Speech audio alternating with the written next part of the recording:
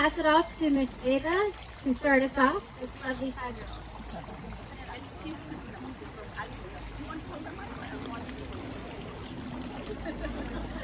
Sorry about this. I don't know what that's like. It's there.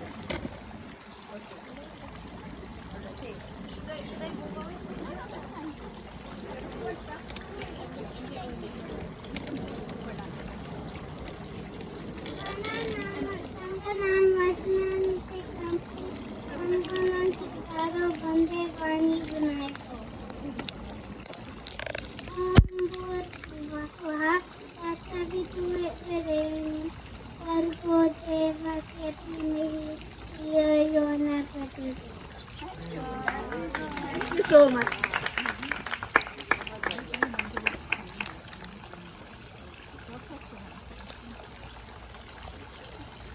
So welcome everyone to the first of many literary and art festival, Poetry on the Patio. I hope the volume is okay. Can everyone hear me? Yep. So the Mohan family is here presenting this in memory of Dr. Shipij Mohan and to celebrate the Sekou bilingual journal book. What an honor it is for me to be here. My name is Poonam Alik Shah. If you do look familiar, then you must be following Dr. Meenakshi Mohan on her Facebook page. She and I recently did an interview for Women of Washington that just aired last weekend. So more information about that if you're interested. Tonight, she has organized and put together this lovely event for us. So a little bit about her. Dr. Meenakshi Mohan is a scholar, freelance writer, art critic, reviewer, children's writer, painter, poet. She's received an Award of Excellence for Literacy from the International Foundation Writer Circle in 2021, and an award for her art and literacy from the Sekou Bilingual Journal, which is published in Pittsburgh. Her book reviews, art criticism, interviews, and poems regularly appear in many pamphlets and journals. And tonight you're going to hear excerpts from all of these famous local and all national poets. Accompanied around us in this beautiful setting, you can see all this artwork, and we're going to hear from those talented artists later. All of this handpicked, arranged, organized by Dr. Mohan. So we would like to extend welcome to our chief guest, if you would like to stand up. And guest of honors, as I announce your name. Our chief guest is Sri Anurag Sharma, founder and editor-in-chief of Sekou Bilingual Journal. And we have two guests. And we have two guests of honor, Dr. Ethan Goffman, who will be missed tonight. And Ms. Lopa Mundaram Banerjee, who can stand up, an author, poet, and translator herself. Now we would like to welcome Ms. Kavita Mohan to come up and share a few words.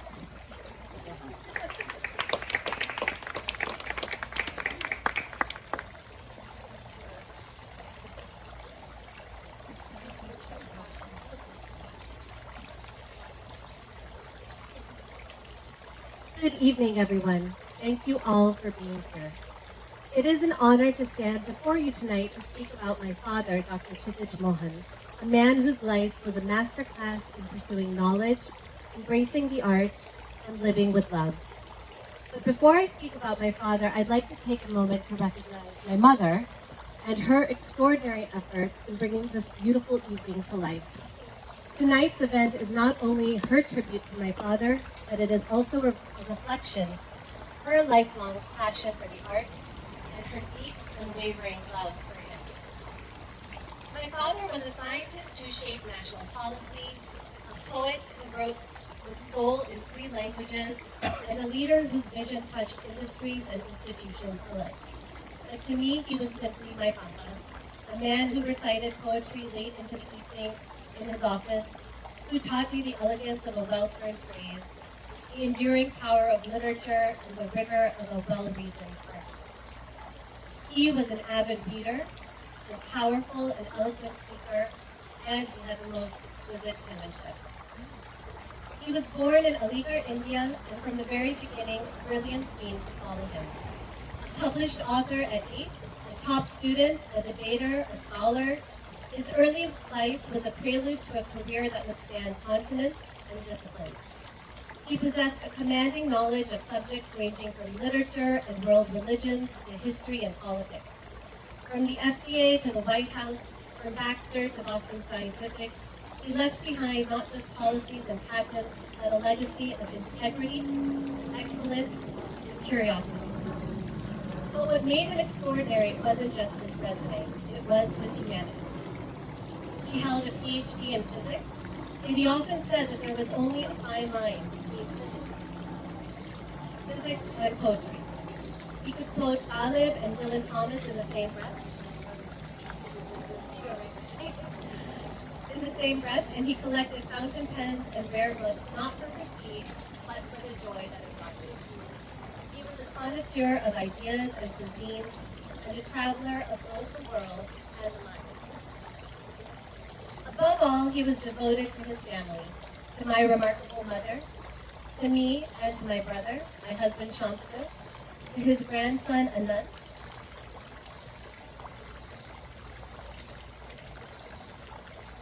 and to the countless friends and colleagues who felt the warmth of his presence. He was never too busy to listen, never too tired to encourage, never too distant to love. He would have adored our daughter Veda. Both his grandchildren share so many of his talents and interests, and are like him in ways that continue to surprise and delight us. Tonight, as we celebrate poetry and the arts, we honor the spirit of a man who embodied both. My father lived with passion, spoke with purpose, and loved with depth. His legacy is not just in the institutions that he shaped, but in the lives that he touched. Before I close, I'd like to share a few lines from a letter he wrote to me when I was just 13.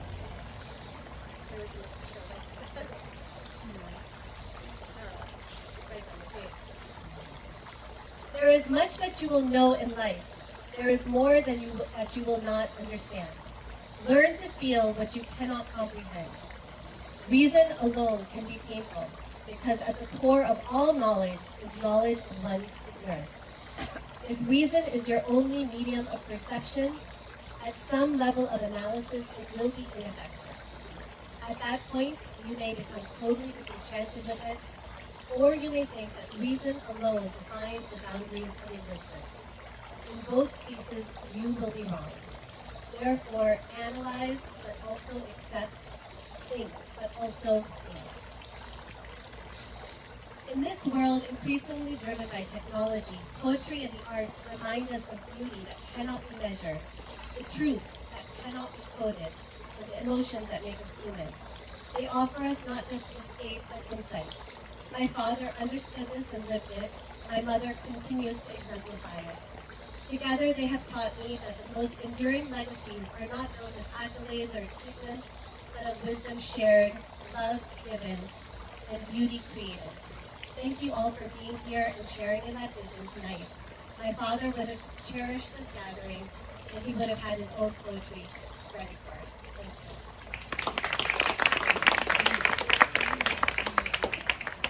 Like her parents, Kavita has a deep love for the written word and spoken so beautifully.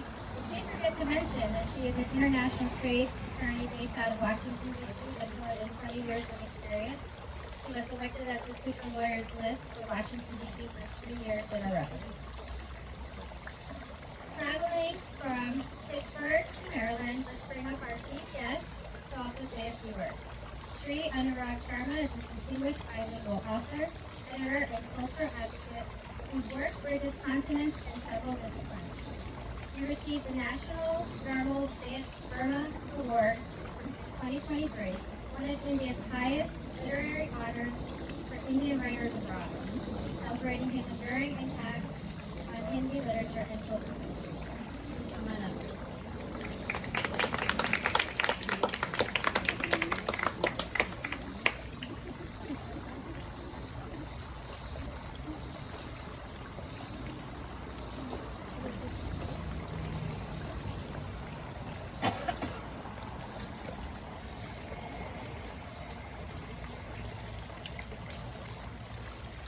Evening, everyone.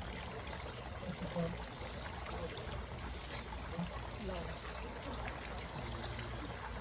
Loud.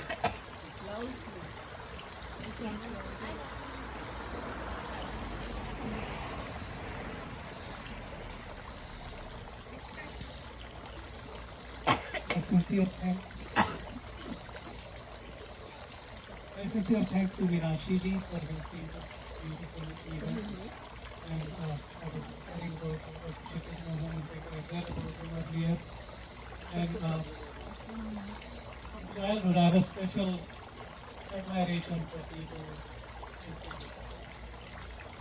And somehow, in many areas, people see science as a different discipline than arts, and two different sides of the way we live.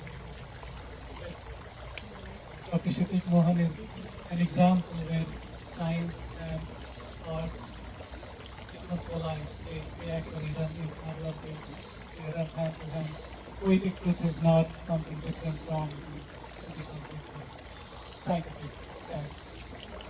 So, remembering him, and thank you all. I'm a man of the words. I'm not like especially surrounded by so very well-known personalities in science and art world. I feel very humble.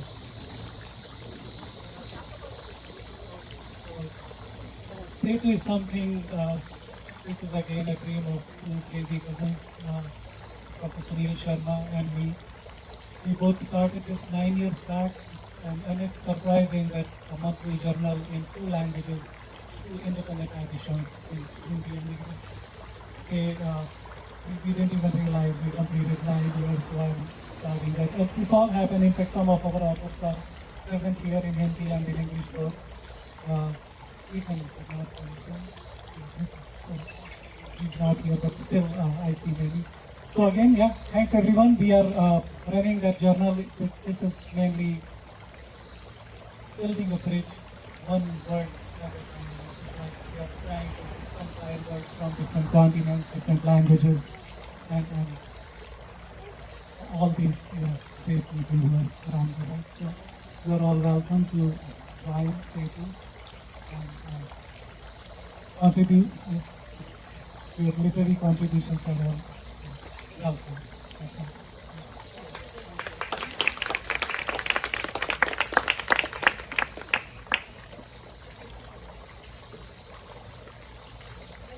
Now to our presenters for the evening. For the presenters, you got to speak a little bit into the microphone.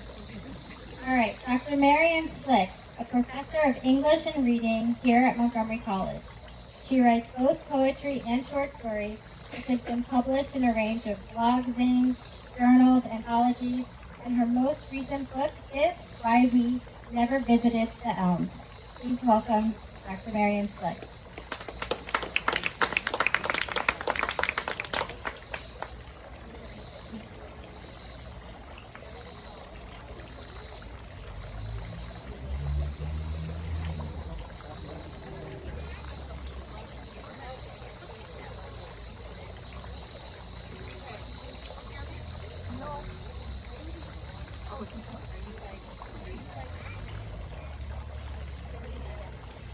Can you hear me?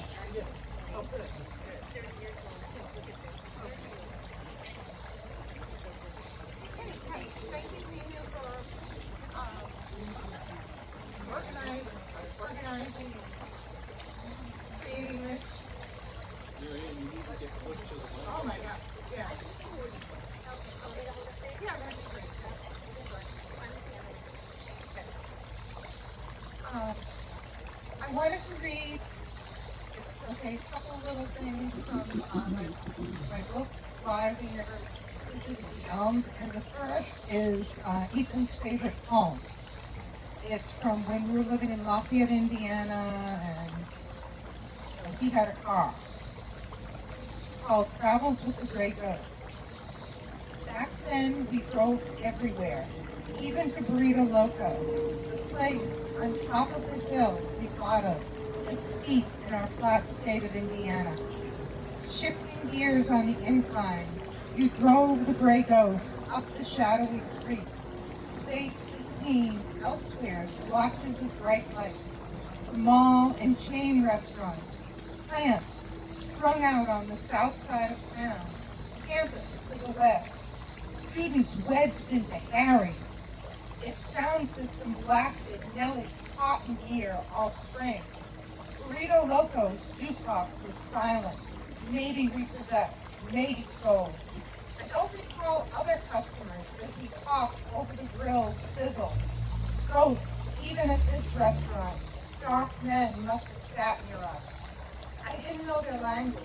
You might have tried out your Spanish, the way you did at Mexico Lindo, a restaurant bathed in bright light. But I remember Burrito Loco, our steak burritos, their beans and avocados as dark and soft as the night we clung to. By fall, we too would be gone. The gray ghost, still parked on a pitch black street, still haunting this town. Gosh, that was almost 25 years ago. Okay, and I wanted to read one acrostic poem. And during the pandemic, I wrote some poems in response to young artist Hung Khan's painting. I think maybe let's go with Respite in the City of God.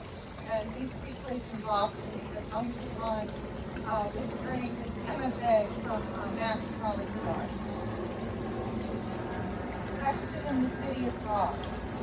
Wearing a mask on the spring Saturday, if everything's opening up again, he wanders through the park he calls nameless. He knows someone as the old men who stare from windows in portraits. Some would Google. He could ask for leave, but prefers not to. Elsewhere, maskless people parade up and down streets, past restaurants and stores they once frequented, once worked in, once aspired to. But today is a day of respite. Sea green fog reaches for sunlight that will push it away soon. Thick olive leaves promise scented shade for when the sun becomes strong.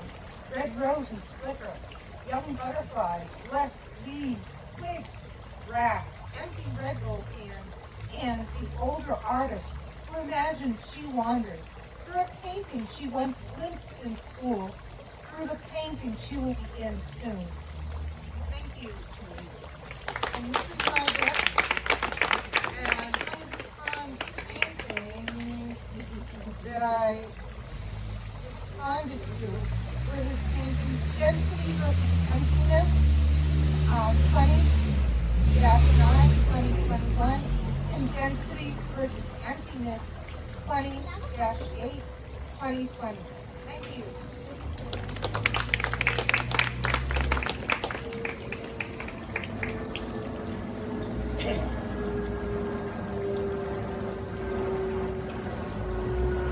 So next we have Shri Imran Amir Atayam Krum, has published 28 books of poetry and poetry translations.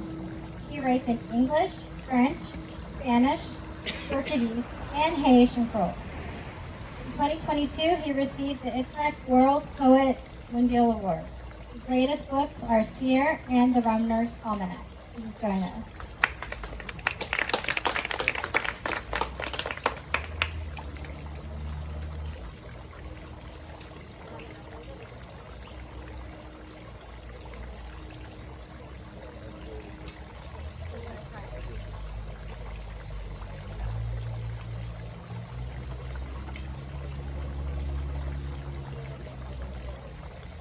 Can you hear me well? Can you hear me well? Good? Thank you so much. It's an honor to be here. Thank you for the invitation. So I'll be like Joe Cocker. I'll touch some anyone remember Joe Cocker? Anyway, let me read a couple of poems. I'd like to read 3 poems by me. One from this book called Coconuts and Mars, published in India in 2019. The poem is called Living Will. One day I will sit down with my soul and write that I have loved every bird that flew, every monkey on the branch, every elephant charging through the grass, I will say I love you as much as the baby gecko scampering past my foot, the snake rustling under the wood, cracked and stacked in my yard. I will say I have loved every creature, every song, every turn in the road. I will be lying with my eyes open and my eyes closed. I am not God. I am not even the dog loyal to his master, who misses him blind, like his daughter, Ema, which I call at night until the next time we meet in dreams, dear chat, cheek to cheek, remembering always that in paradise there are no trains, or roads, or seas, or death, no going away, no arriving, doors and garden open, souls who come and go smiling, and all the angels, all birds, all dolphins, all men and women in song dancing. And why not reciting the Song of Solomon, the epic poems, the love songs that console when we set off on the roads, hopped on trains and aeroplanes, got caught in traffic, in our head said goodbye before saying hello. Did I know you down there? You were the greengrocer I walked past going to school in London. Oh, my dear, how beautiful you are, Pauline, with bright red hair, who shared the religion prize with me at St. Vincent's on Blandford Street. But you may be alive still, and I'm not ready to meet my Maker, to be plucked from the cycle of rebirth. Not yet. I have poems to compose, children to raise, earth to cultivate. Come back later, Angel. I have my will to revise. I'll go back now to my first book, The Elephants of Reckoning, the poem called Kiss. Kiss in your lips, I try to forget roses, or the fruit of Elmira trees, sweet and strong, tongue lolling upon tongue, heart beating against heart beating. These are my words signifying our human bodies, which poetry does not capture. The absolute desire I have to kiss your lips on this hot and sunny afternoon. I do not know how much longer I can talk about the garden kissing roses, or perambulate the furry cavern of my dreams, where black faces and white toddy mix in black and white memories of Jaffna, Sri Lanka, my Tamil country, far away on an island across the sea, far away and far away, the Palmyra fruit and your lips. To drink toddy now, to kiss your rosy lips now, to uproot the roses in my garden and offer them upon my tongue now, to fly to Sri Lanka and grab the last fruit on the tree before history throws the panels into the sea, as it said it will do, before all this and everything else, before the apocalypse. I do so sincerely wish, though my words may not fit, to rest my head in your hair and kiss your lips. I'll finish with a new poem. This is a poem which I've been thinking a lot about the genocide recently, the various genocides, including the genocide in Gaza. And I wrote a poem called Art After Genocide. Well, that was published. You can find that on the New Verse News, or you can find it in my Substack. And just today I wrote another poem related to that poem. And the title is Just in Case You Wondered. I wrote Art After Genocide, not to ponder in public about when I can get back to feeding the muse from walking in the woods, or eating eggs and couscous, or speaking with you in my mind across all space and all time.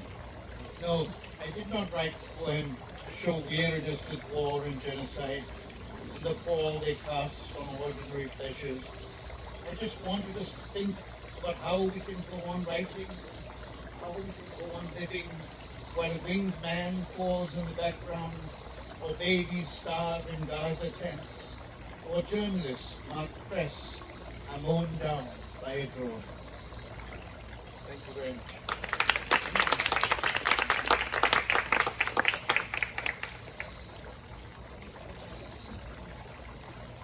So as you can see, many of our poets are reading from their books that they have, and so you can look at some of the books that are available on display as you go inside.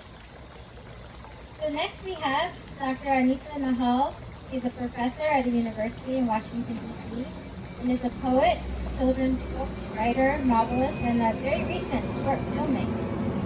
She was nominated twice for the Pushcart Prize and a finalist for the Kibori Literary Prize. And in 2024, she was the winner of the Missing Literature Prize. Her latest poetry collection, Animals, Crows, Poems on Decency, Decency, and Indecency, was released earlier this year by Kelsey. Please welcome Dr. Anita to the stage.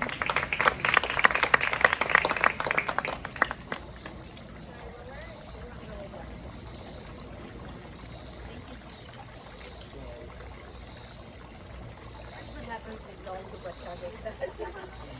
Hello everyone. So nice to be here. Thank you for having me. And a shout out to Kavita and Anita and Shantanu and singing. And everyone who has been instrumental in organizing this program, it's a beautiful program. I generally write about injustice, whether it's skin color or immigration, racism, gender. This latest collection of mine is called Animals, Prose Poems on Sentiency, Decency, and Indecency. My style of writing is prose poetry, which is writing in short paragraphs. And this book really has not many poems, about 42, and they all are related with, connected to the mistreatment of animals. This book doesn't talk about whether it should or not be meat, that's a personal choice. This poem purely touches upon issues, for example, in the fashion industry, or the fact that we are polluting the oceans, or the fact that many animals are abandoned, or the fact that where the sheep are wolves for their wool. So those are the kind of topics that this book is. I'm going to read two poems. And since Kavita talked about her father and also talked about that he said, I'm forgetting the exact verse, she said that he gave him an address issue that we need to move him out. So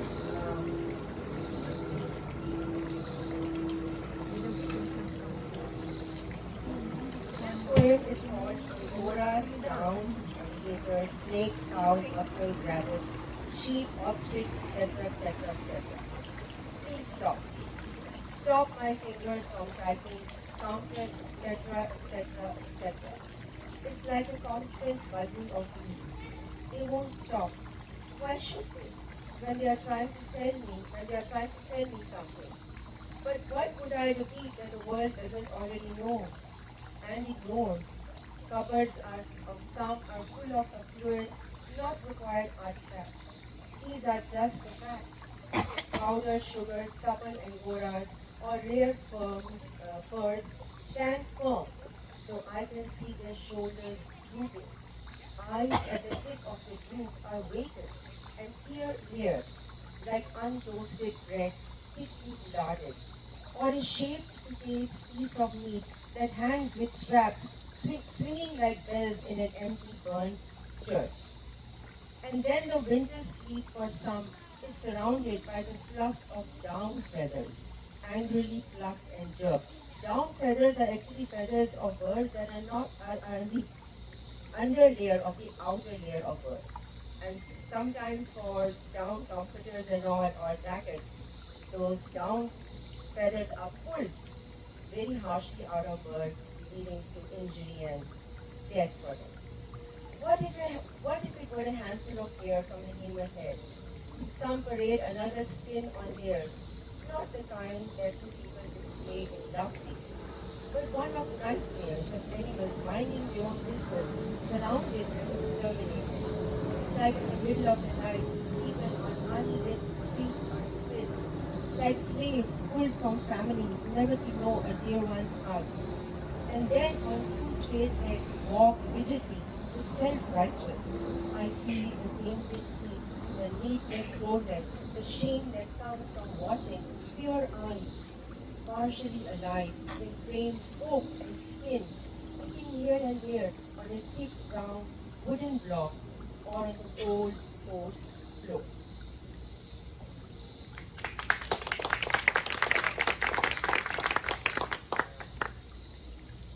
So this poem is called Wood, and it's based on a true story on I-395. People living in the DMV area are familiar with 395. There was actually, sorry, I'm confusing the two. I thought I was reading one on the pair. So this book is also based on a true incident where I'm forgetting the name of the city, but someone attacked a wolf, and then they brought the half-alive wolf to a bar, and then they displayed that wolf, and the media captured it, and then finally they killed the wolf, that person. So this poem is based on that. Wood. And then there was a nondescript news item that became big in a few hours. A young innocent wolf with a tight muzzle was photographed. Photographed just before it was shot between the eyes, like it was a dirty wooden board for practicing bullseye, like it was an old hunk of metal for training rounds. And so grow the infested sports mounds, resigned and despondent, looking down not at the camera, yet regal in its last moments, shy, hushed, it knew its fate. And nearby hurriedly gathered the rodents, the victory grins on them, eager proponents. After the shot, it lay limp, glorious in death, reflecting mucky, wasted human thoughts and actions, of human anger, pride and power. Superiority and egotistical Homo sapiens make a heady, intoxicating mix. Laughter and elbow nudges resounded well into the night and onto nocturnal waves. And the young wolf became the winds that blow over the hills, the rustle of evening dried leaves, the reminiscence of its footprints in the mud, the eternal, endless, waiting heartbeat of its back. Thank you.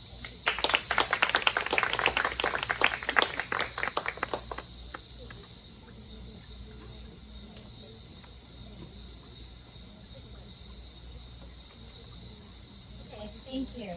Next we have Mr. Alan Britt, who has been nominated for the 2021 International Janus Pandemonius Prize awarded by the Hungarian Center of 10 International for excellence in poetry from any part of the world. He has published 25 books in poetry and was interviewed at the Library of Congress for The Poet and the Poem.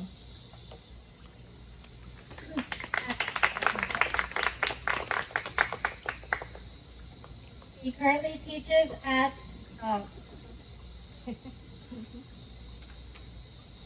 English and Creative Writing at Towson University. Please welcome Dr. Alan Britt.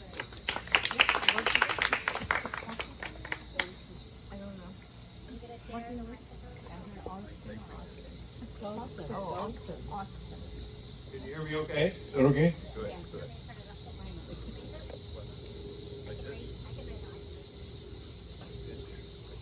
Yeah, that's fine. That's good. What an honor it is to be here, to be among such a wonderfully creative group of people. I'm really, truly honored. And so I'm going to read 3 short poems. And now I see you. Now I don't. The first poem is called The Gospel. I hear the gospel in every crucifix, carved by a house bench, holed up in our carport suitcase, destined for goodwill or the landfill, whichever comes first. I hear the gospel in the way a southwest wind excites Japanese maple branches from a sedentary existence. I hear the gospel in the alchemical call of the crow.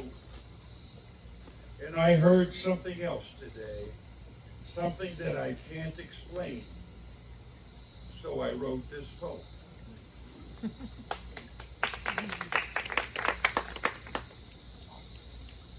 This one is called Crossing the Walt Whitman Bridge, and I wrote it when I was driving across the bridge. I don't recommend that, however. Not such a good idea, but here it is. They have named the bridge after Walt, a massive extension of steel and persistent weight. This bridge connects daily lives and supports the multitude, non-stop, 24 hours a day. Walt would surely be proud. But the true bridge, the one he created from our lives to the infinite, is the one I'm crossing down between the shores of my solitude.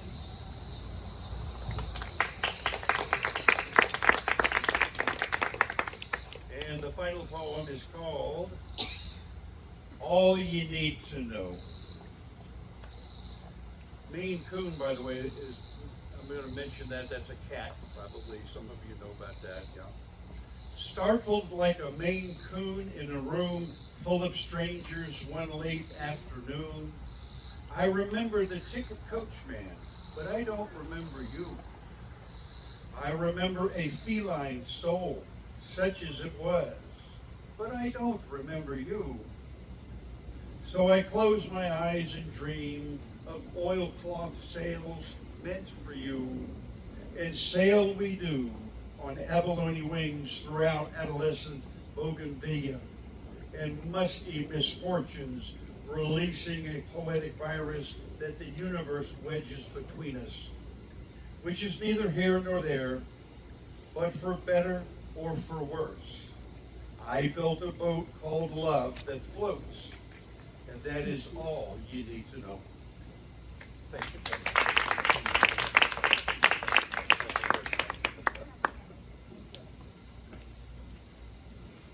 Great. Next we have Mr. Luther Jett, a native in Montgomery County and a retired special educator. His poetry has been published in numerous journals and several anthologies. He is the author of 6 poetry chapbooks. His most recent chapbook, The Color War, was released in 2024 by Kelsey Books.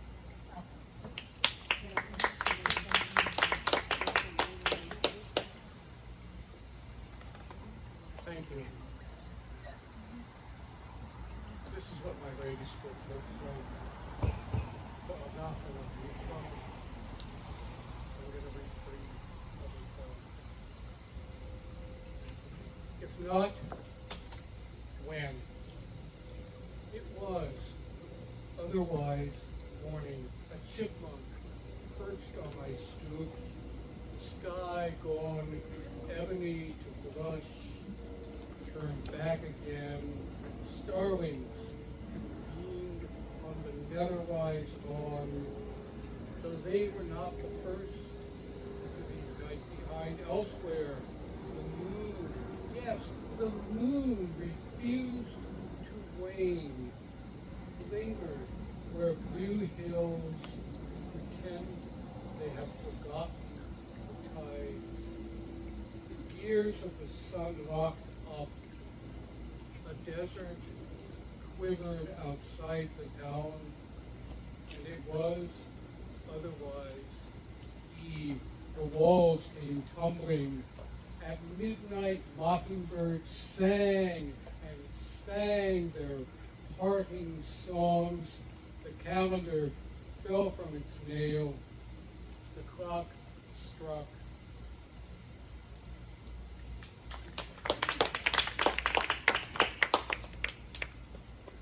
Starvation. You may want to know, you may not want to know, but I'm going to tell you anyway, that many of my poems are political. All of my poems are love poems. All of my poems are political, and that's no contradiction. Starvation. The world tilts. We only imagine we stand still. Swifts remain in flight most of their lives, even as they sleep. At dusk, they soar beyond the clouds,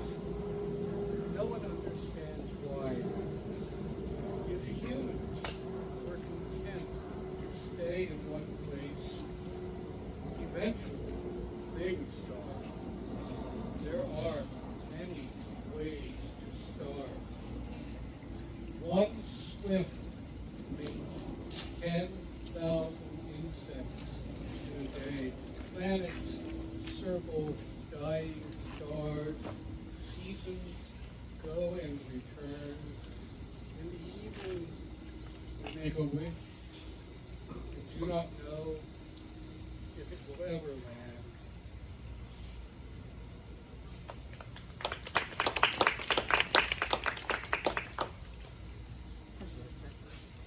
Finally, poem is called Diaspora. She gave me a box of darkness. I sang her a promise of rain. After the long march, perhaps this was not the moment either of us expected. No shadow-shrouded mountain, nothing written on the stones, only these wings which sprouted from our weary and when we flew in different directions. I kept the box unopened. Where she landed, there were many more.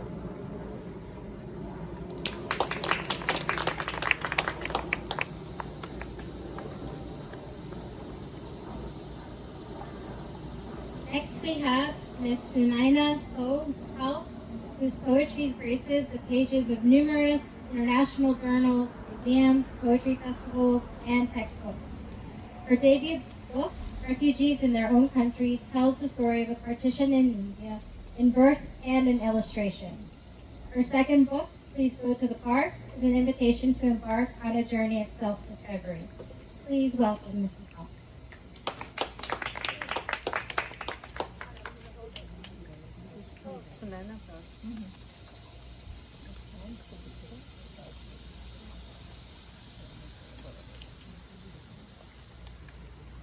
Hi, I'm very, very honored. I'm very humbled to be here. Thank you so much. Every time I read poetry, I ask people, do you know about the partition of India? But I'm so happy to see so many Indians here. What a gem of collection you have created here. Thank you. So this book, as was mentioned, is about the partition of India. It honors my grandparents who came from Pakistan to India because India was safer. Most of my life I have stayed with my grandfather, my dad's eldest brother, and they used to tell me some things which I never thought was important when I was small. And when I grew up, I realized that what a legacy I have, and I really hope this book honors them. The first poem I'm going to read is called Karachi, for my Ramchar. He told me he wants to go there. I told him I want to go there too. He told me about the big body. I told him I want to see it really. He told me he would never forget the trees. I told him I wish I could see it sooner. He told me about the sand and the hills. I told him I was glad he knew the landmarks. He told me he was getting older. I told him I still want to see it, just busy. He left me without a warning. I am left with no one to show me where the house is.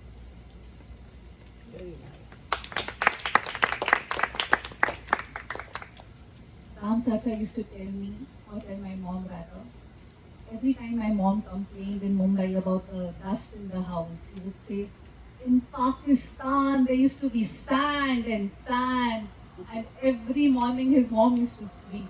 So this poem is honoring my great-grandma. Sand. Every morning she would sweep and sweep and sweep, but tiny particles accumulated yet again, making her sweep in the evening anew. Every day she hoped she wouldn't have to sweep. Every single day she cursed as she swept each and every particle of the Nikammi sand and prayed for her life where she didn't have to sweep. where she could spend time with her kids, making pakwan, applying henna, or watching them. Never did she imagine partition would make this silly desire come true, giving her the urgent new dream of returning to her home filled with sand.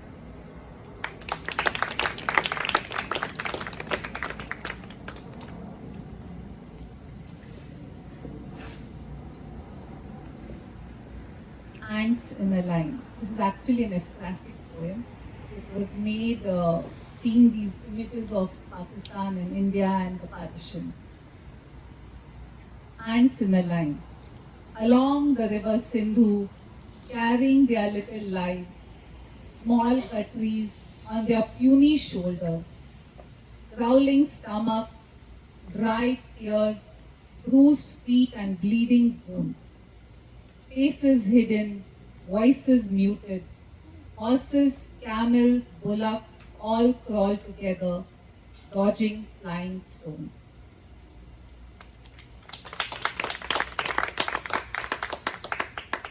Meenakshi ji told me that, hey, let's keep it under 5 minutes, but I can't help read this one poem because we just celebrated the 70th anniversary of Indian partition.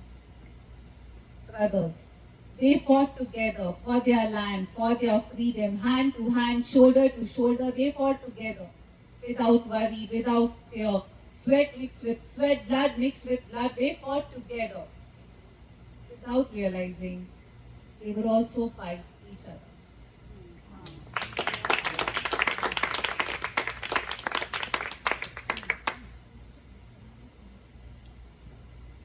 From partition of India, we go to something very negative. This poetry was written during COVID. When the whole world was closed, we used to take my little son to the park. And he loved spending time there. And I saw these signs in the park saying like, please don't walk on the grass or please stay on the trail. And some poems came. So, please don't walk on the grass, lie down and stretch out. Remove your footwear. Let the glistening grass tickle your soul. Caress the glowing clouds. Lay your obligations gently on the cool blanket. Let them rest with you.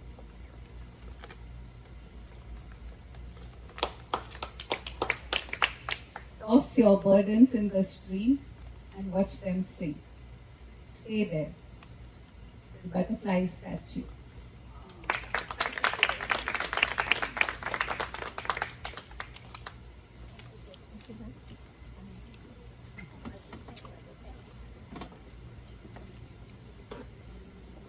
We have one traveler, we have a couple of folks that have traveled from out of town, and one came all the way from Arizona, Dr. Tanushree Ghosh, director at Intel Corp, a social activist, and an author. Her blog posts, poems, and stories are her efforts to provoke thoughts, especially towards issues concerning social justice.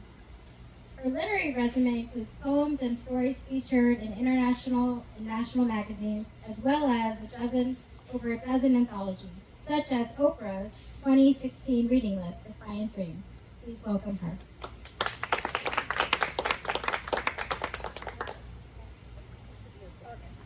Hi. First of all, thank you. This is such an honor. So great to meet so many wonderful people. I'm from the West Coast, so I'm traveling from Phoenix, Arizona. And it's hot there, and that's an understatement. So, but anyways, like Kiran said, I write on social justice. So the first poem that I would read, a little bit of context. Last week was 1 year anniversary of a very brutal incident in my city of birth, Kolkata. A medical doctor was murdered, and till date there is no proper justice. So obviously we know that such crimes are increasing, and it seems like it's getting to a point where protests don't help anymore. So this is the poem I wrote at that time, so bear with me for this. The posters, they look so sexy, and our anger is hot again. Walking the night makes sense, for we are all feeling the pain. Jyoti, she is gone. Asifa was killed. Another tried to self-immolate. It seems like we have been here before, with others who were set on fire before or after death. We have been here in the Garlands, Bilqis's rapist soul. Come on now, this isn't the same, you say, or this is a doctor in a big city. Prestigious names come with bigger asks, and there are tears in humanity. Claiming the night, ek raat hi sahi. For one night is all we can get. Rarest of rare, it has to be. Competition of brutalizations to have the walk needs met. Okay then, I will walk with you in spirit. I will walk with hope despite the dilemma. But my heart goes back to when I truly believed in a walk. The questions today, they don't answer the enigma. Didn't Vishakha happen followed by Posh for a woman's safety in workplace? Bhavri Devi lives alone, ostracized today. Unnao and Hathras, even Google doesn't keep trace. So I salute the anger that is hot again today. But as we walk back home alone, maybe we pledge this time we won't let it die when the cameras are gone. We will check back on the fighters of yesterday, on the cases that went cold. We will close the fights with Deva on. Until we are triggered again next time, will our memories hold?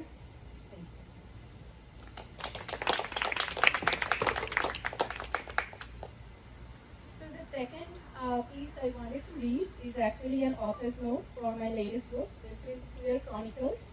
So this book was published in January 2025.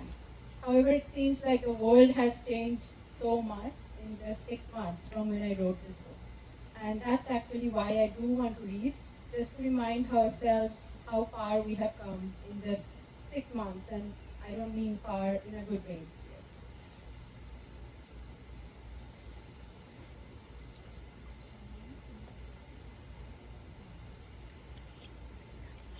So I have dedicated this book to Ira, my daughter, so that she can live in a world equal for all. And to my Ma and Baba, they try to make sure that I live in one.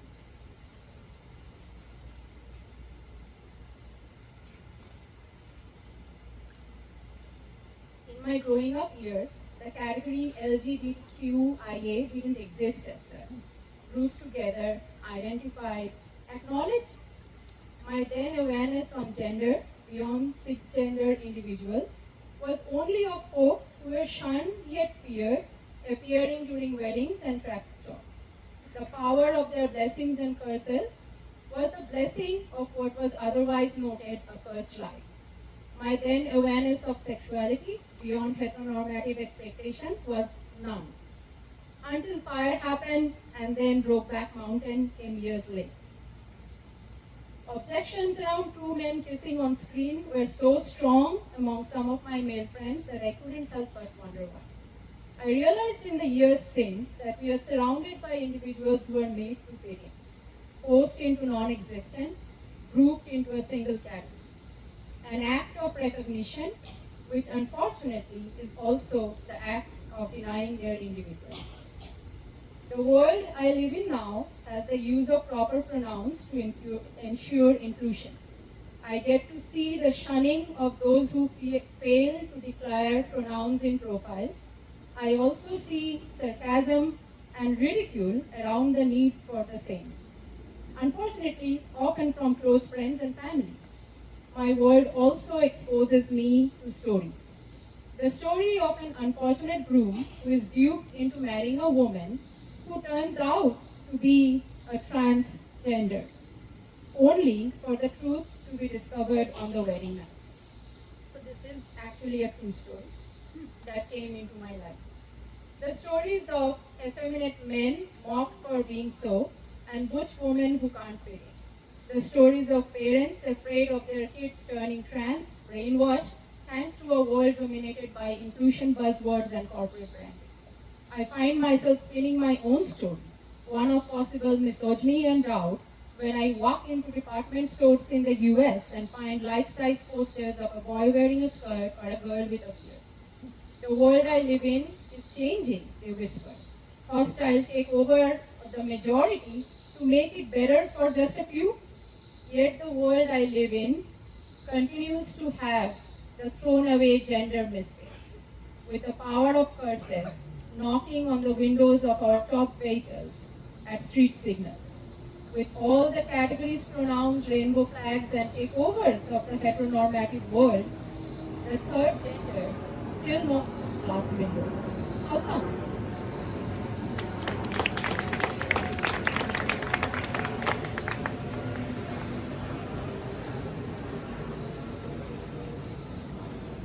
Next, we have one of our honored guests speaking and traveling from Texas as well is Miss Lopamudra Banerjee. She is the author, poet, translator, editor with 9 solo books and 7 anthologies in fiction, nonfiction, and poetry. The Kolkata Tale of the Emancipated Woman has received honorary mention at the London Book Festival in 2022. And her recent translation, The Bard and Her Sister-in-Law, has received honorary mention at the Paris Book Festival and New England Book Festival in 2024. Please welcome her.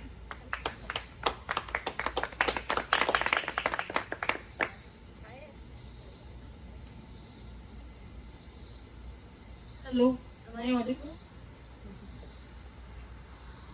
First of all, I would like to take the opportunity to present my heartfelt thanks to Meenakshi to Setu for this wondrous opportunity of traveling all the way from Texas to Washington DC and Maryland after having a whirlwind trip in India, publishing my my debut Bengali poetry book this time in my mother tongue. So today is a beautiful evening of poetry and my mind is consumed with all the beautiful words, thoughts, emotions of all my fellow poets and writers. So I would present my humble offering of 2 genres of my writing very recently. One is my poetry collection that was co-authored with a Latin American poet and storyteller, Priscilla Rice, who also is a Dallasite like me. And we came up with this collection to honor our distinct gender and cultural identities as women of color. And the book's name is We Are What We Are, Primal Songs of Ethnicity, Gender and Identity. So the poem, the very first poem I'm going to read is from that book, which was also incidentally published first in Setu in the issue, which was guest edited by Dr. Anita Nahal, who is present here, Hyphenated Identities. So there was a poem, Diaspora, which is a very short poem I would want to read out. Diaspora. I let the rivers of my life run haywire, flirting with the uncertainty of miles that sprouted on summer nights. I would come out in the open, unabashed, an earth unknown, cracking wide open at the edge of an unnamed surrender.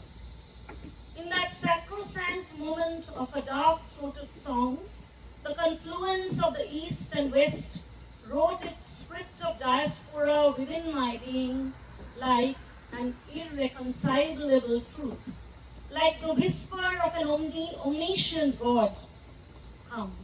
Come visit the rivers, the homes, the molten stories, dying and born anew within me.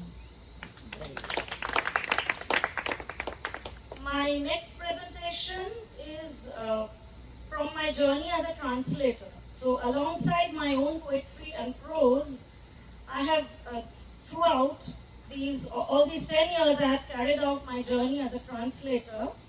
And to me, translation is like the feeling of birthing a literary creation of someone else when it becomes your muse and compels you to transcribe and transcreate its beauty and essence in another language that becomes a bridge between the original writer and the reader of the translated work. And both writing my original prose and poetry and my translation are immensely rewarding experiences to me.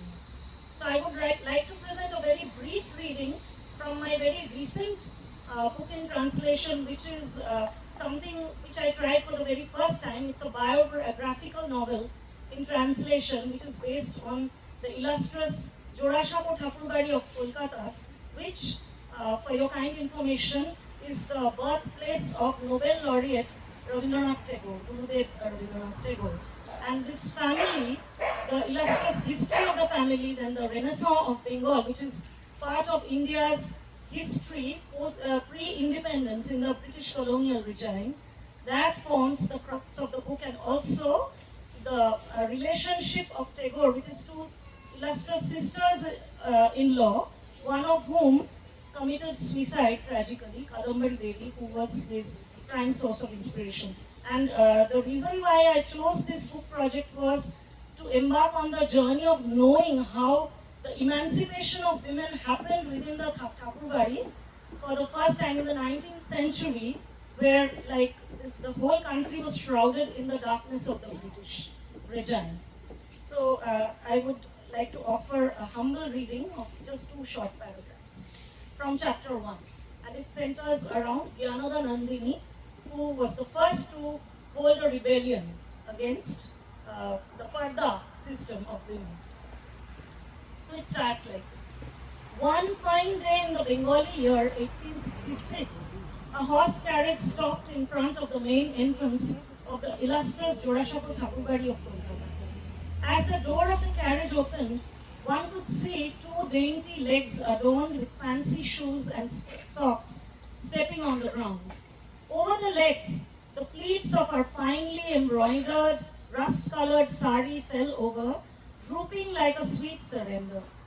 She stood firmly on the ground of her in-laws' ancestral home, the 16-year-old vein of lightning, and started walking towards the inner quarters of the home.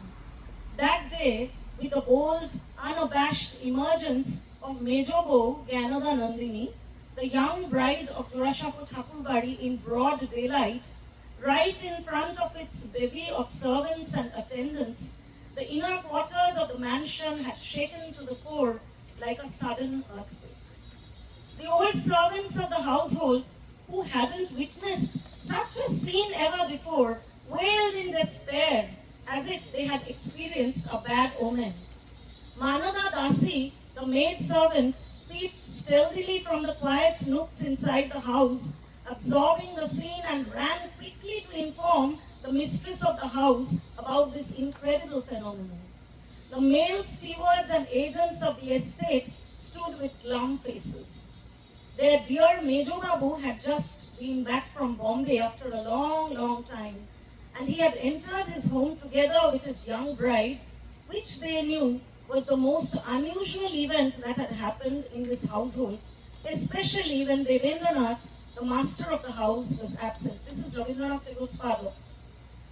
They had their mouths sealed, but they had no doubts that the aftermath of such a phenomenon would be tremendous. I'm skipping, and then I'll just the last few lines.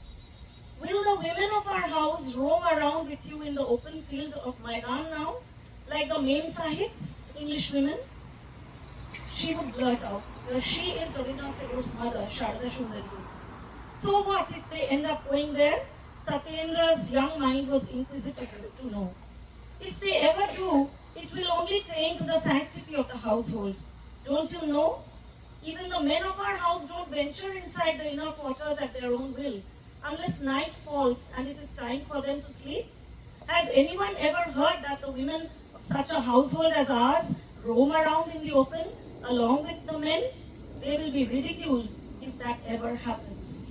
So from that day to this day, just see the learning curve of the transformation that the men and women of India have gone through. And now we are in another part of this world celebrating this emancipation. I just wanted to take the opportunity to say that it has not come in a day. It took years and years of sacrifices. Thank you so much for this opportunity.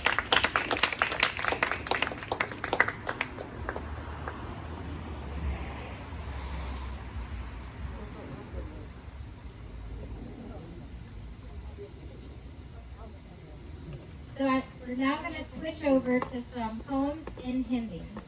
So to start us off is our chief guest, Shri Anurag Sharma.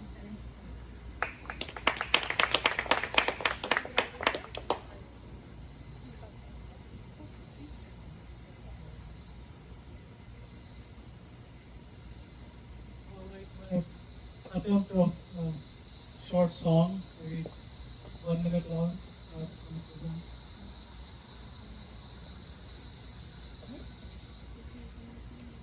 प्रेम तुम समझे नहीं, प्रेम तुम समझे नहीं तो हम बताते भी तो क्या, प्रेम तुम समझे नहीं। वस्ल के किस्से ही सारे नींद अपनी ले गए, विरह के सपने तुम्हारे फिर डराते भी तो क्या, प्रेम तुम समझे नहीं। जो कहा या जैसा समझा वो कभी तुम थे नहीं, जो कहा या जैसा समझा वो कभी तुम थे नहीं। नक्शाए पुते काफिर हम बनाते भी तो क्या, प्रेम तुम समझे नहीं। भावनाओं के भंवर में हम फंसे तुम तीर पर, टिक गए बेभाव जो, टिक गए बेभाव जो कीमत चुकाते भी तो क्या, प्रेम तुम समझे नहीं।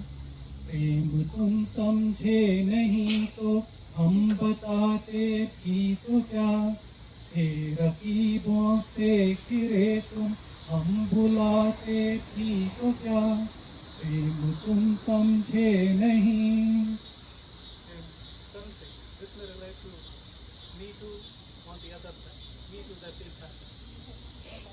अनुराग है तुमने कहा, अनुराग है तुमने कहा, पर प्रीत दिल में थी नहीं।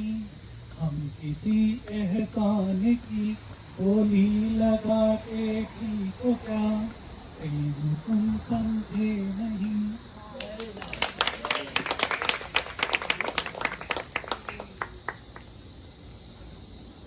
Poets, storytellers, singers, everyone in the audience.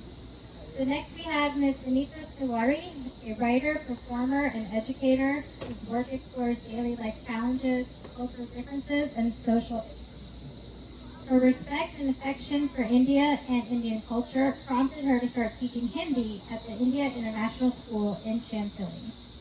With 2 published books to date, she brings stories to life on the page, the stage, and in the classroom. And now on the patio.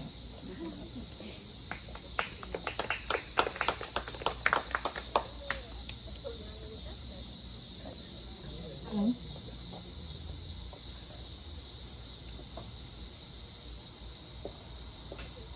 Hello. तो सबसे पहले तो बहुत बहुत शुक्रिया मीनाक्षी, मोहन जी, सेतु, Anurag ji and all of you यहाँ पे मुझे चांस दिया है अपनी कविताएं पढ़ने के लिए।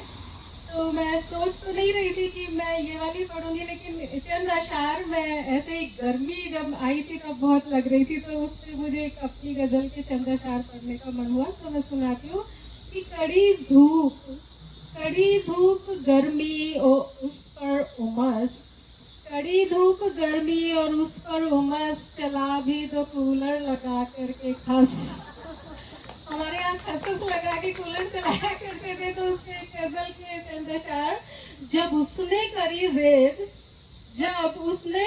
जिद की कुछ तो कहो, जब उसने करी जिद की कुछ तो कहो, कही मैंने गजलें महज 8-10। जब उसने करी जिद की कुछ तो कहो, कही मैंने गजलें महज 8-10। मंगाई थी मंगाई थी लेकिन पढ़ी तक नहीं, मेरी बुक उन्होंने रखी जस की तस, बट मंगाई थी लेकिन पढ़ी तक नहीं, मेरी बुक उन्होंने रखी जस की तस, गजल ये कही है तुम्हें सोचकर, नहीं और दिल में कोई हम नौकर। तो ये चंद अशार तो वैसे ही सुना दिए जो मैंने सोचे नहीं थे, तो ये एक चरण में सुनाती हूँ। तो उम्मीद है पसंद आएगी, जिसका मतलब है कि जिंदगी की तलाश जारी है, जाने कैसी लगी बीमारी है। जिंदगी की तलाश जारी है, जाने कैसी लगी बीमारी है, जिंदगी की तलाश जारी है। घिस गई एड़ियां पड़े छाले, घिस गई एड़ियां पड़े छाले, फिर भी चलने की जिद हमारी है। काम आया नहीं कोई पैबंद, काम आया नहीं कोई पैबंद, उधड़ी उधड़ी सी रिश्तेदारी है। ढेर मंजर थे सामने बिखरे, कहीं दाता कहीं भिखारी है,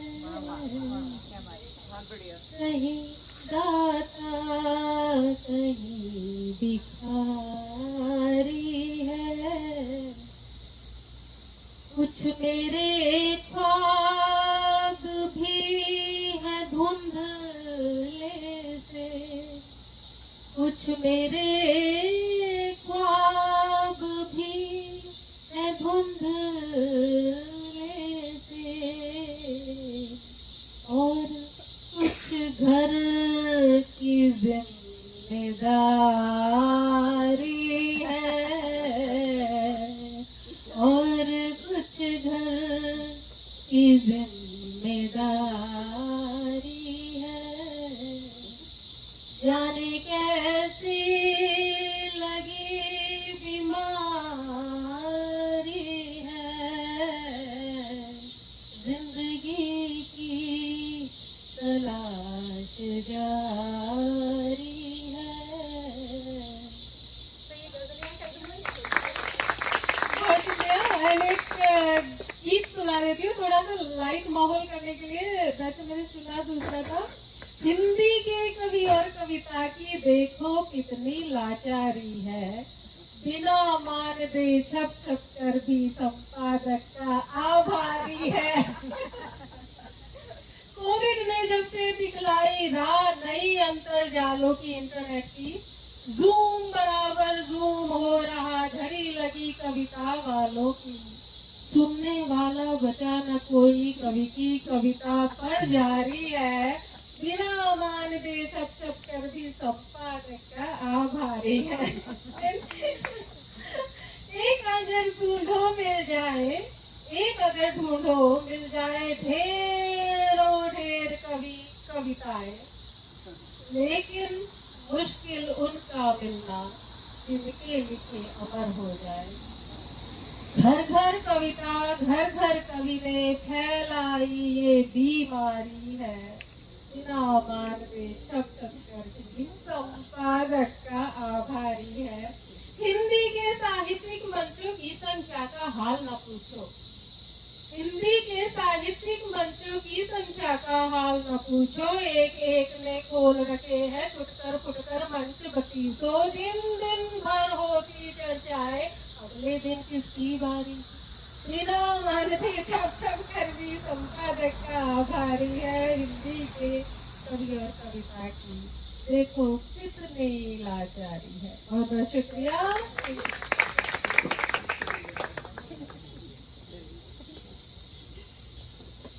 And next we have Miss Shashi Pada, a celebrated author and poet with 9 books and several print and media publications to her credit. As a general officer spouse, she met soldiers who had experienced the zenith of victory and simultaneously consoled families who had experienced profound personal loss. That was all inspiration for some of her books. Today she is a professor of Hindi and Asian languages at the University of North Carolina, Chapel Hill.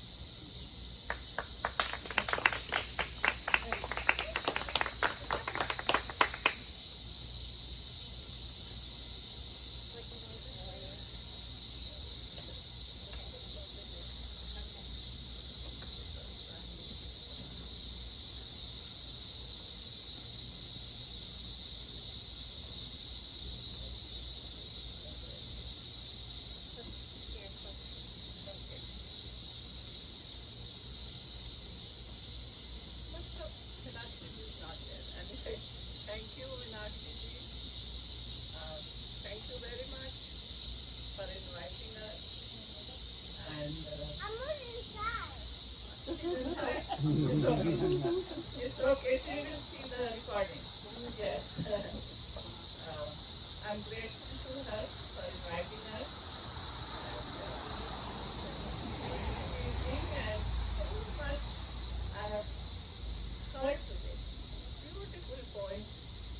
Sanusi and Sunaina and all of you from Sri Lanka, and you were saying that you only write love poems, but today you are writing something different and what is happening in the world. So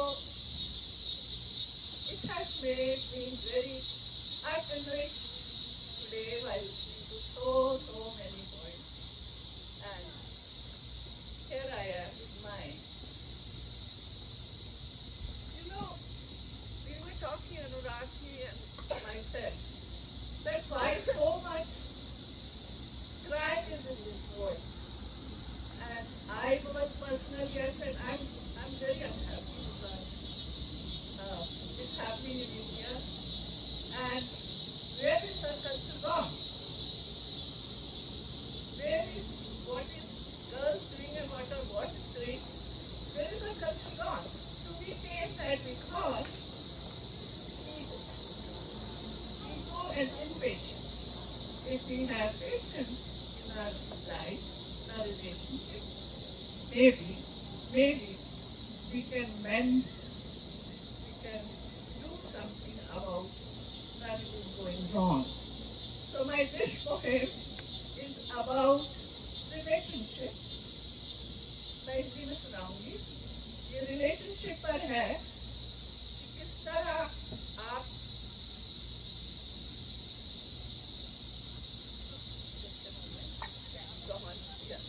it's just when something goes wrong, आप उसको किसी भी तरीके से patience रख के sorry बोल के या कुछ भी किसी भी तरीके से उसको ठीक कर सकते हो. ये तो एक मंत्र है और मेरा अपना मंत्र है कि आप ठीक कर सकते हो. तो उसी के ऊपर एक पोएम है. That you should get to fight. You all know habit. When a glass is torn, you have to take a needle and thread and you join it, and it's absolutely variable. So take the next. ये poem के ऊपर है. मैं आपको सुनाती हूँ. रिश्तों की सफाई बाकी. रिश्तों की सफाई बाकी. तुम कर दो. रिश्तों की सफाई बाकी तुम कर दो या मैं करूँ. उखड़ी कोई सिलाई. उखड़ी कोई सिलाई बाकी या तुम कर दो या मैं करूँ. जोड़ तोड़ की है रिश्तों में कितने नाम जुड़े अब तक, जोड़ तोड़ की पहले शो में कितने नाम जुड़े अब तक, समाधानों का रास्ता सीधा बस कितनी बार मुड़े अब तक. We are there and we come back. We don't leave. समाधानों का रास्ता सीधा बस कितनी बार मुड़े अब तक, रस्तों की अगुवाई बाकी, रस्तों की अगुवाई बाकी. कर दो या मैं करूं, थोड़ी सी सिलाई बाकी, थोड़ी सी सिलाई बाकी. तुम कर दो या मैं करूं. यूं ही कितनी उम्र बिताई वादों और विवादों. I am better, you are wrong. I am good, you are wrong. यूं ही कितनी उम्र बिताई वादों और विवादों में, सही अर्थ तो समझ न पाए शब्दों के अनुवादों में. अब संधि की दुहाई, संधि बिन संधि की दुहाई बाकी. जरा तुम कर दो या मैं करूं, उधरी कोई सिलाई बाकी. या तुम कर दो या मैं करूं. घाटे का सौदा न होगा रूठों को मनाने, घाटे का सौदा न होगा रूठों को मनाने में. और घड़ी पलों का फर्क ही रहता बिगड़ी बात बनाने में. घाटे का सौदा न होगा रूठों को मनाने में, घड़ी पलों का फर्क ही रहता बिगड़ी बात बनाने में. अब शिकवों की सुनवाई बाकी, शिकवों की सुनवाई बाकी.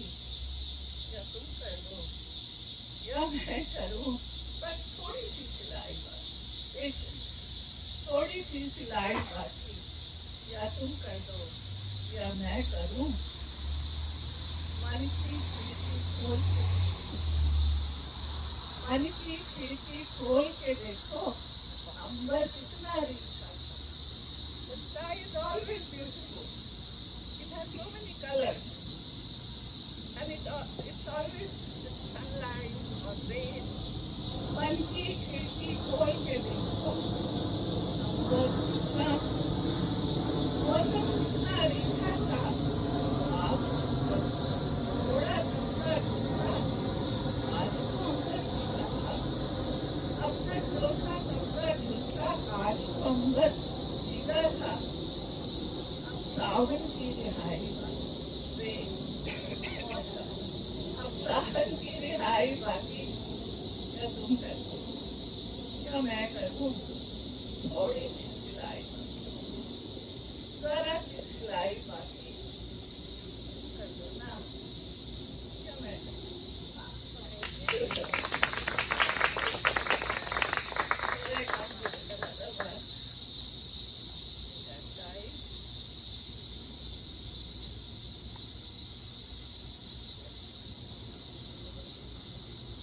You know, at this stage of my life, maybe you people are younger, but at this stage of my life, I have started asking questions to myself. Was I wrong? Was I good? What did I do wrong? Not always wrong. I always did good also. But I do ask myself because I want to be better also. I want to do good to the family, to the world. So in this poem में कुछ इस तरह लिखा है कि मैं अंदर से अपने आप को कैसे सोचती हूँ, कैसे प्रश्न करती हूँ.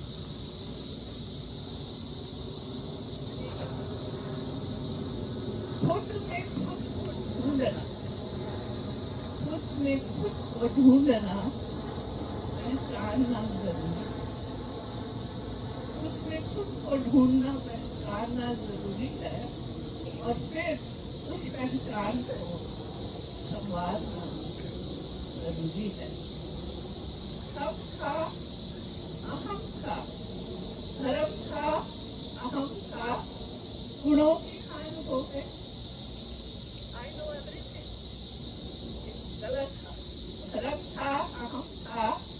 गुणों की खान हो गए, छूने लगे ऊंचाइयां, क्या आसमान हो गए। छूने लगे ऊंचाइयां, क्या आसमान हो गए, लटक गए बीच में, सब कहीं गुमा हुआ। जब लटक गए बीच में, तब कहीं गुमा हुआ, जरूर के बोझ को उतारना जरूरी है। जरूर के बोझ को उतारना जरूरी है। ये भी रिश्तों की बात है। कह दिया सुन लिया, कह दिया सुन लिया, जो बात थी वो तो हो गई। कह दिया सुन लिया, जो बात थी वो हो गई। दरमियां दिलों के क्यों लंबी दूरी, दरमियां दिलों के क्यों लंबी दूरी हो गई। तर्क और दलील की बची न जब गुंजाइशें, तर्क और दलील की बची न जब गुंजाइशें। इस लाइन पे ध्यान दीजिए। तर्क और दलील की बची न जब गुंजाइशें, किसी न किसी एक का हारना जरूरी है। किसी न किसी एक का हारना जरूरी है। जिंदगी की धूप में छाँव ढूंढते रहे, जिंदगी की धूप में छाँव ढूंढते रहे। चैन और सुकून की कोई छाँव ढूंढते रहे। बेवजह बेसबब खाक छान ली बहुत, बेवजह बेसबब खाक छान ली बहुत। भाग्य में जो लिखा, भाग्य में जो लिखा संभालना जरूरी है। भाग्य में जो लिखा संभालना जरूरी है। और मैं going last line है संदेश lesson for myself. मन के आईने में हम रोज देखते, don't we see ourselves every day? मन के आईने में हम खुद को रोज देखते, और सही गलत का खेल फिर रोज ही तो खेलते। मन के आईने में हम खुद को रोज देखते, और सही गलत का खेल फिर रोज ही तो खेलते। और अपने ही वजूद से, योर ओन सेल्फ, अपने ही वजूद से जब होने लगे शिकायतें, no wrong at that point. अपने ही वजूद से जब होने लगी शिकायतें, खुद ही को भूल खुद को तलाशना जरूरी है। खुद ही को भूल खुद को तलाशना जरूरी। Thank you very much.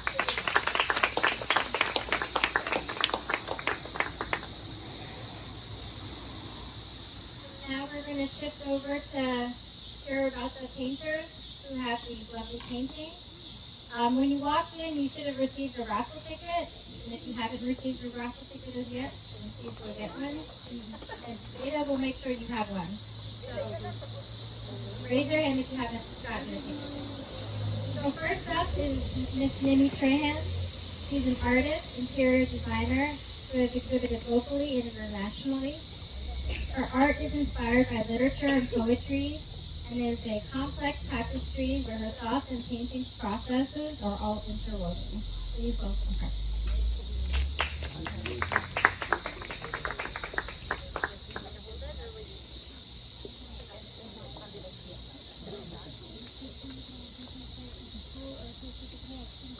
Thank you, Puram, for your kind introduction.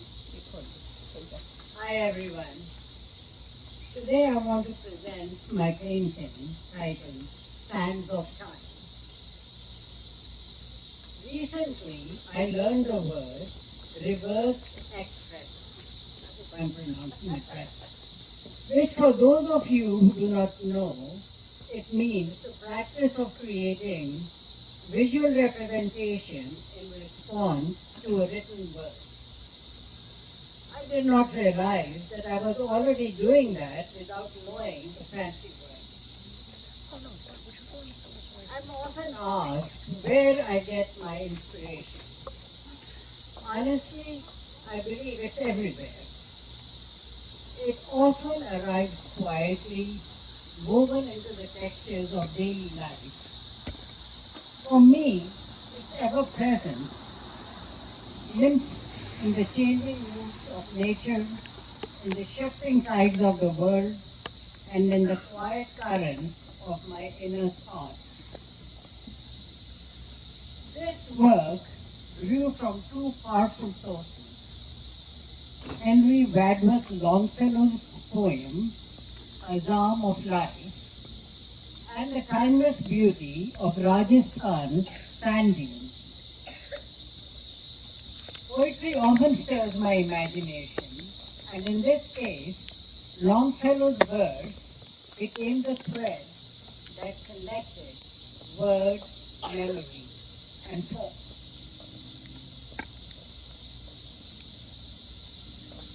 The following lines from the poem resonated deeply within me. Like the great men all remind us, we can make our lives sublime, and departing, leave behind us footprints on the sands of time.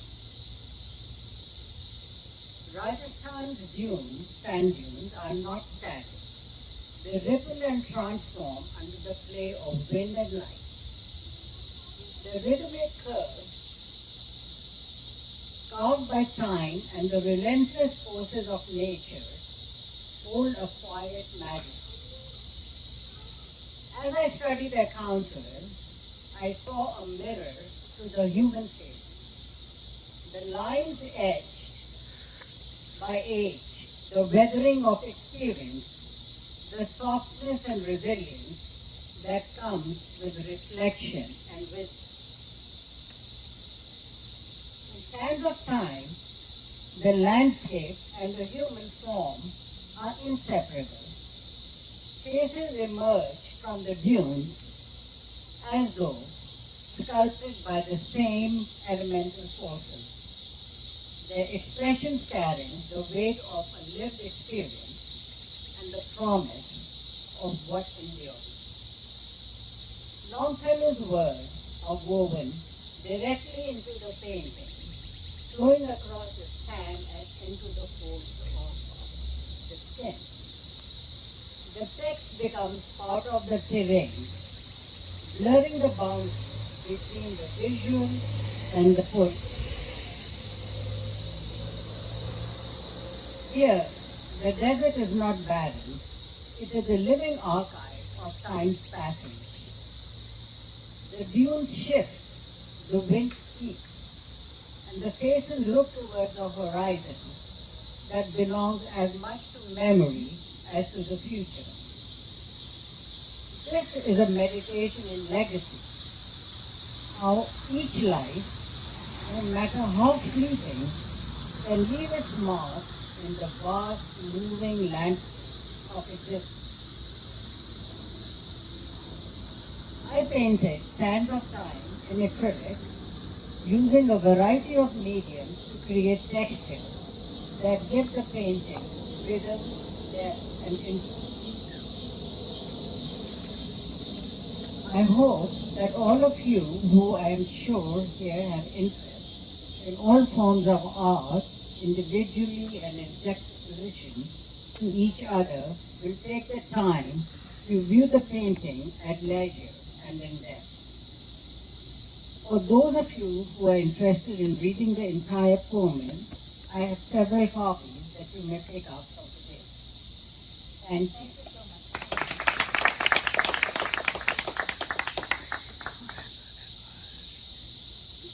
Next, we have Ms. Shanti Chandrasekhar, a multimedia and multidisciplinary artist from Maryland who has an academic background in both physics and psychology. While many of her works are influenced by Indian heritage, her true inspiration comes from the mystery and majesty of all the world around us. Thank you very much. Thank you, Congress, and thank you, Meenakshi, for including me. This has just been a wonderful evening of poetry. And I just changed my idea of what I was going to say. I was going to talk about Akshara series, which was about languages and scripts and the play between the vowels and consonants and the rich language that comes out of it and all the poetry comes out of it. And then I decided I think I'm going to go with Shitiji physics and combination of art. And so I am not a poet, but I can write my poetry through my work.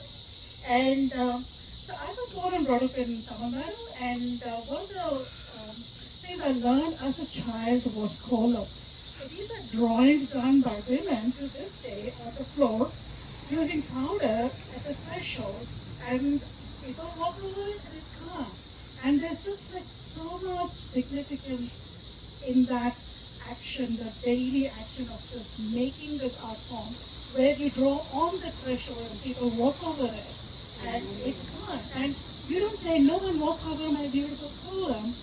And it has taught me a whole lot of life lessons, the significance of being like, challenges in life and how a line going around it, leaving around it can, take you, if you're able to go it, you can solve problems in life.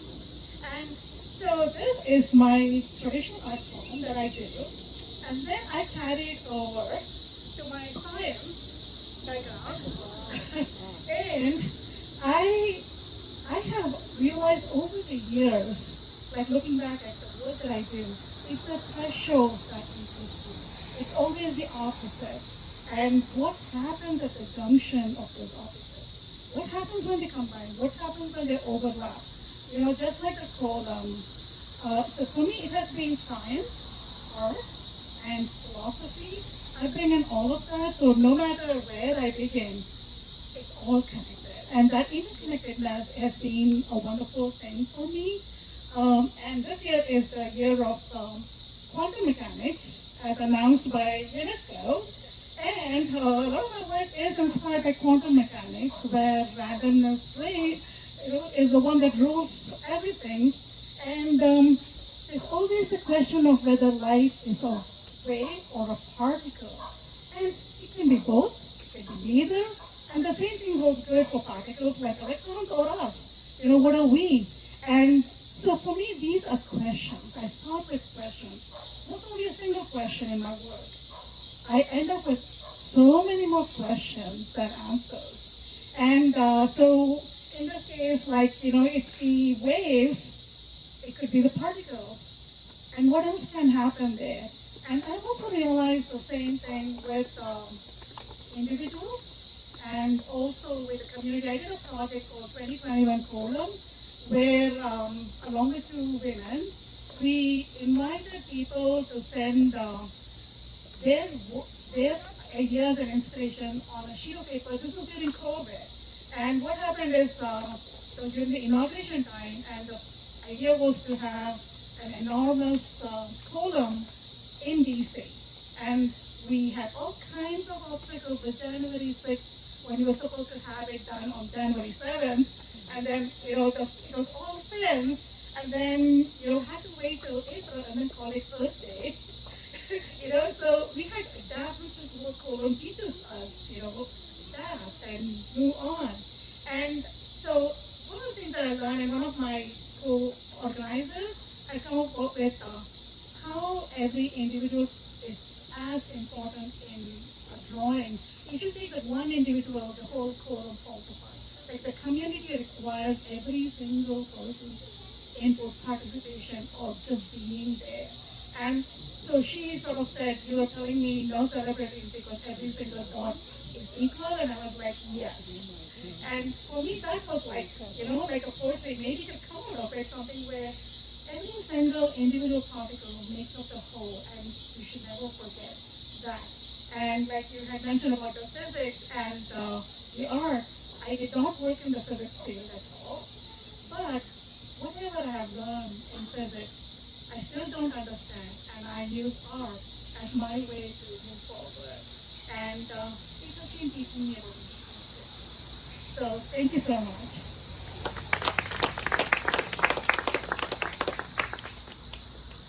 So now we'll conclude and we'll invite Dr. Meenakshi Mohan to the closing remarks. Make lovely evening.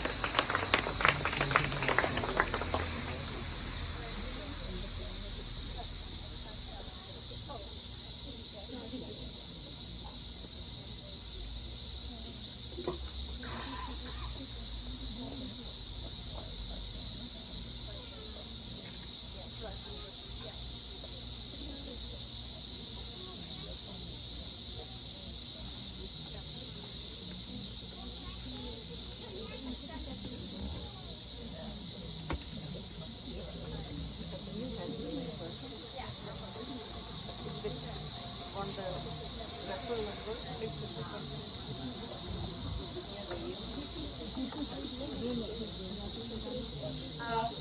of all, thank you, Poonam. And first of all, I'd like to thank Sun God because I have been praying all along the whole week so many times. I hope it doesn't rain. I hope it doesn't rain. And it didn't. And this morning, Dr. Anurag, Dr. Sunil Sharma called me and he said, Giri, I see angels hovering around your garden. And I really feel it now. So thank you to his wishes, everybody's wishes, all that. Life is a book of pages. Each moment a page, unlike a book, though we cannot turn pages and go back. Each moment that passes becomes a memory, some of them cherished ones. I had a beautiful childhood, and I savored the memories of my time spent with cities in this life. We shared a deep love for literature and the arts, and today, as we celebrate this remarkable milestone with the Setu bilingual journal, I feel his presence. He would have reveled in this moment.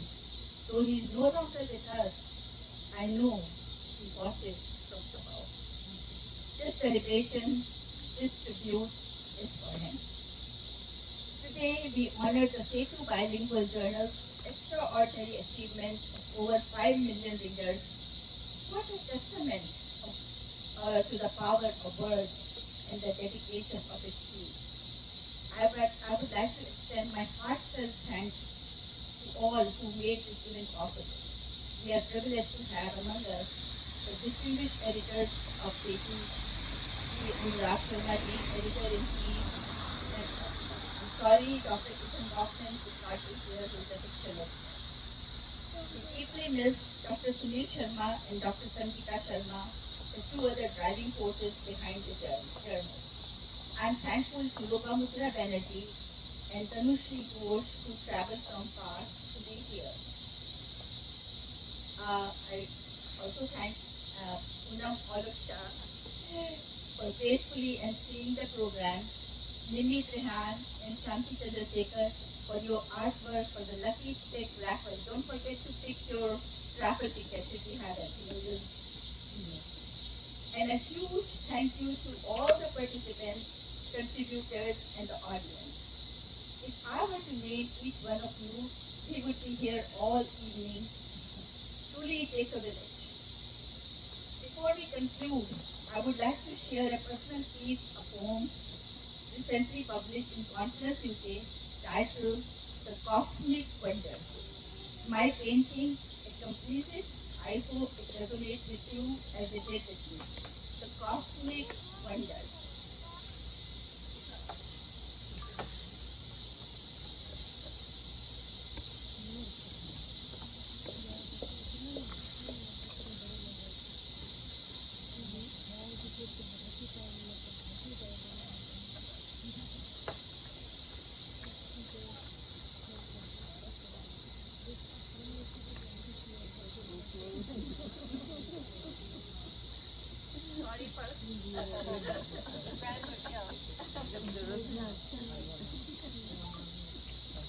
The Cosmic Wonder.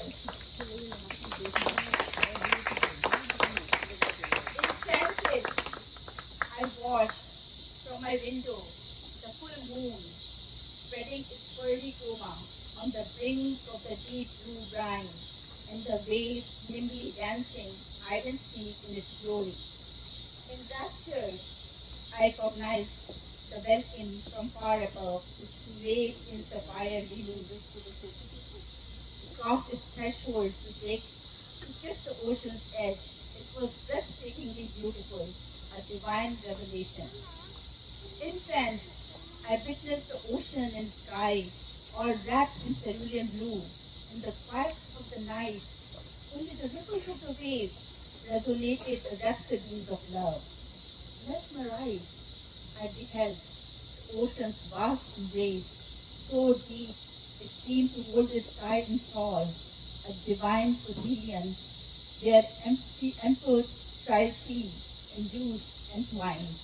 Ah, the poor pebble beach along the shore, sparse and desolate, waited still, longing for a kiss. There, while a delicate dream carried forth a mystical melody, for which the rock called forth.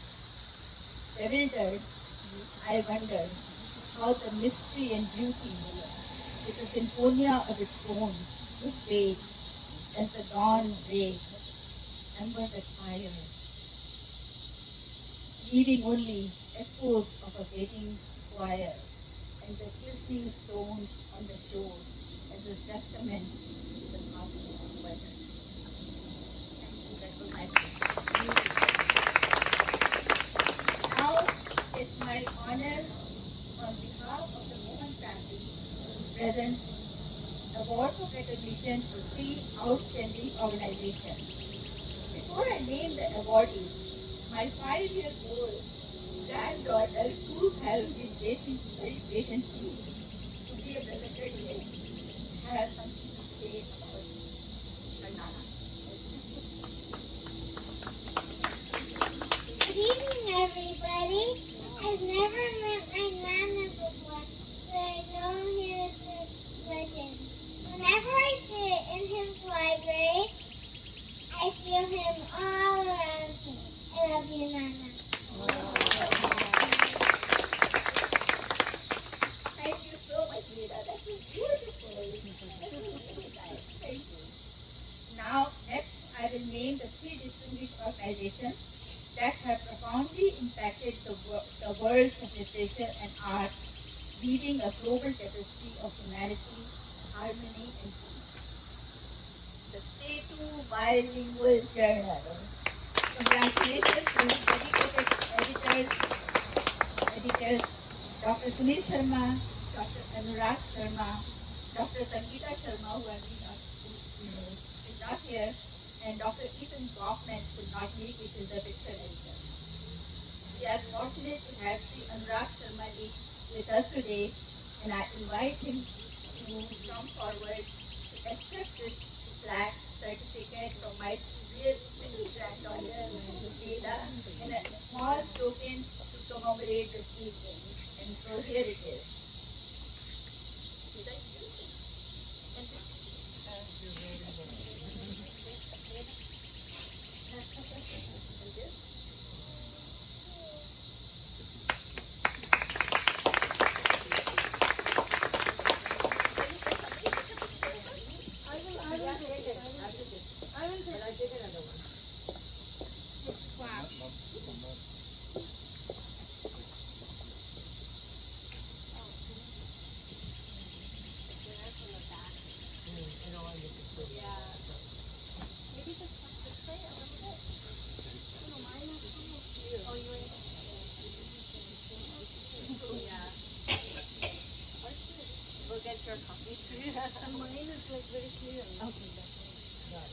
Thank you so much. Thank you, Leela. You were so beautiful. Finally, the two other. So thank you, Anuragji, for being here. It was a big support and very encouraging. The two other awardees are in absentia. To its CEO, Chief Editor of Conference UK, Dr. Vijay Anand, for his exceptional work in establishing Conference as a globally recognized force in both academic and creative spheres. And to the Writers Capital Foundation and its founder and CEO, Dr. Preet Nambiar, for pioneering creative initiatives that spread humanity through art and literature across the globe. Finally, I invite all participants to collect your certificates and a small token of appreciation, a keepsake to remember this special day. Thank you all for being part of this celebration. Thank you.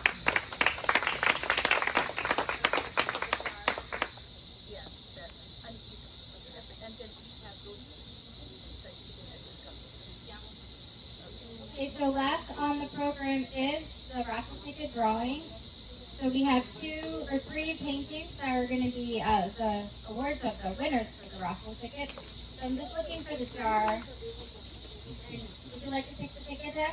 Yeah. All right. So Veda Mohanlal is picking up the lucky number. So there'll be three, I think, three paintings that will have three winners.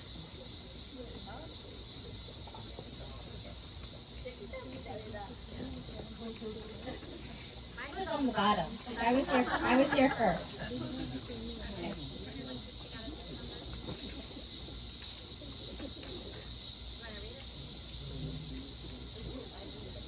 Okay, so one ticket ending in 756. 756. Oh, I think that's mine. You raise your hand? Okay, great. Come forward. Come forward, good. Mira, is that Mira? No. Oh, is that So I think Samantha will be, or someone will be giving your lucky painting home for you to take home. Stephanie? Oh, Stephanie Tyler's home. So Samantha is going to drink. Samantha? Are you coming? Stay here, Stephanie. Okay, now lucky number 2.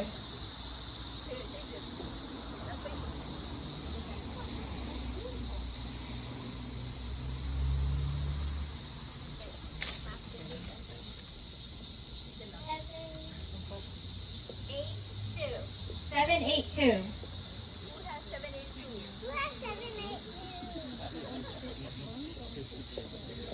782? Anyone?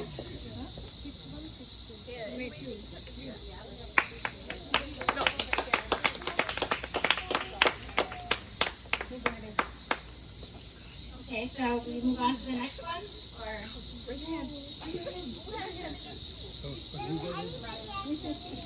We have a winner! oh, we have a winner. Oh, there we go. Great. Congratulations, one of our presenters. I think Samantha will bring the next one.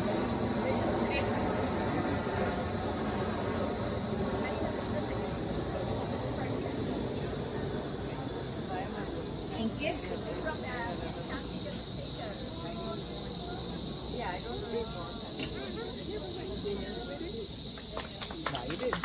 And then we have one more. There you are. Numbers are 758. 758. Oh, there we go. Last painting. From me. That's my painting. There we go. So as we conclude tonight's program, we heard from all of these poets and writers. Okay. And our authors, and she distracted me, and painters. So thank you for joining us today. I think there's light refreshments. And for all the presenters, if we can just get a group picture here before you go inside, that'd be great. Thank you so much. And good night.